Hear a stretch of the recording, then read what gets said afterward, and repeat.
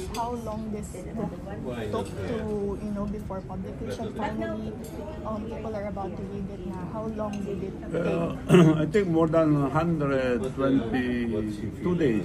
Wow, that's Wow. Because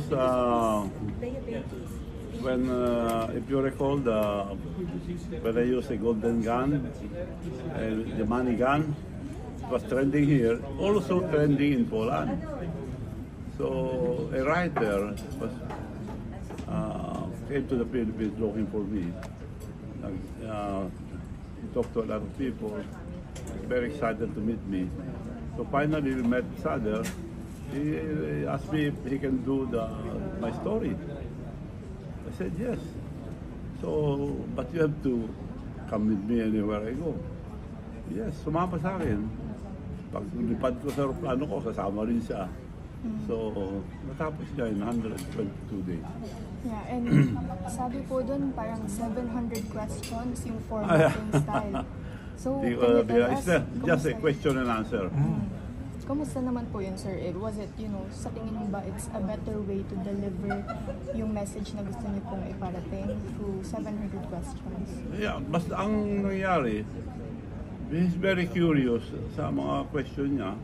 So, sinagot ko lang lahat ng alam ko. Yun lang. It's just a question and answer. Okay. Sir, dahil meron ng book, susunod na ba ang movie about your life? Palagay ko may gustong gumawa. Are you willing? Yes, yes. Oo. Sir, anong parte ng buhay niyo yung gusto niyong ma-highlight pag naging pelikula? Marami. Baka hindi kasya sa pelikula, sir. Hindi kailangan may 1, 2, 3, Oo. hahati-hatiin. Kundi tatagal. Yes. May napili na ba kayong actor na gaganap as Wala pa. Chapit? Wala pa. Pero marami nang nagsabi na gusto nilang gawin. Sir, sample, sino mga nagpakita ng interest? Well, yung base sila sa New York, si Sheila Coronel, mga media nung araw dito, at saka sila, marami sila eh.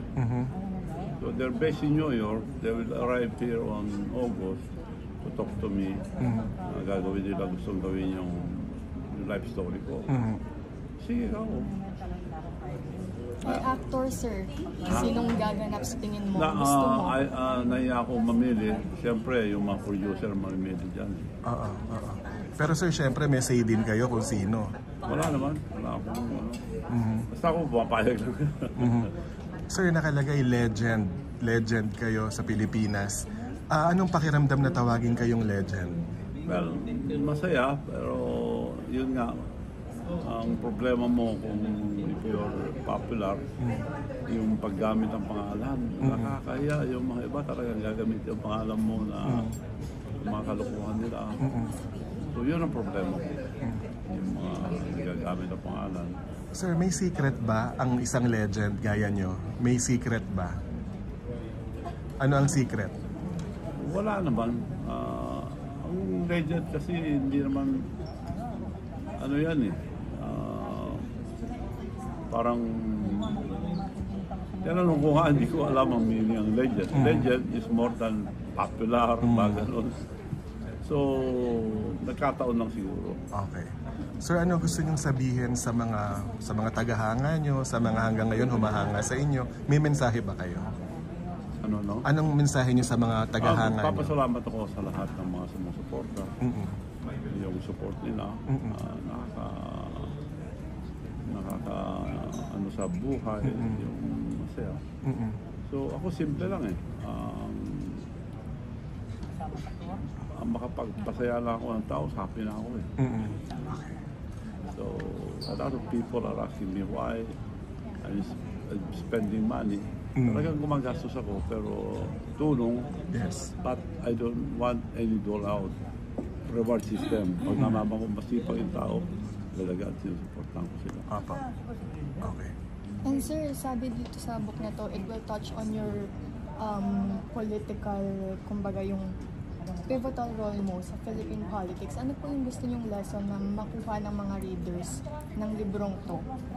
Well, ang ano ko lang mapag-aralan nila dyan is if they want to be successful, kailangan yung credibility nila wag basira. Kasi like me, ang iniingatan ko, isa lang salita ko. Nobody's perfect. Pero kung magsabi ka, kailangan totoo. Nobody's perfect. Kung magkamali ka, just say sorry. Kasi yun ang kabili-bili ng tatay ko. Pag nawala ang credibility mo, wala naman iniwala sa'yo. So very important ang credibility. Yun ang kaingat-ingatan ko. Kaya ako isang salita lang. Kung magkamali ako, just say, sorry, mali ako. Sir, paano niyo pinangangalagaan ang kalusugan niyo? Mahingat ako sa pagkain. Dahil subukan ko namatay. Pero ang sarap kumain, sir. Masarap kumain. Paano niyo paano yung disiplina nun? Well, madali lang. Kasi karamihan sa atin, pag kumain tayo, maraming pagkain sa mesa eh. Oo. Kailangan hiwalay mo na yung pagkain mo. Disiplina talaga, sir. No? Disiplina. Okay. Disiplina. Sir, I want to touch on samahan ng mga makasalanan din po na yan, ginawa na po. yun. Ano po masasabi niya, it was quite successful. Maraming feedback na natuwa yung mga viewers. Ano po masasabi niyo? Well, maganda yon. Very intriguing yung title eh. Para kadang mga makasalanan. Pakinggan mo mga makasalanan lahat eh. Pero comedy. And also star-studded kasi yung casting, David Licao, Sandy Lopez, diba? And also na-intriga nga din sila kung pairing ba Sanya, David, and sir, future plans, may upcoming ka bang collaboration with GMA? Yes. May susunod. Ewan ko kung kailan, pero nakahanda na. Sinabi sa akin, nakahanda na lahat. So, yung formal na na lang, launching, very soon. Pero abangan nila, mga kapuso, sir. Okay, congratulations, And I'm sir. willing to produce any. More pa, after itong upcoming. Marami pang more pa. abangan. Kasi gusto ko marami para malungyo, kumita. Sige, ikikita siya. Yeah. And entertainment also, yung mga Pilipino po. I just want to help the movie industry. Marami kayo nabibigyan ng trabaho. Yeah. Yeah. Okay. Thank you, sir. Thank you, Photo sir. na lang po,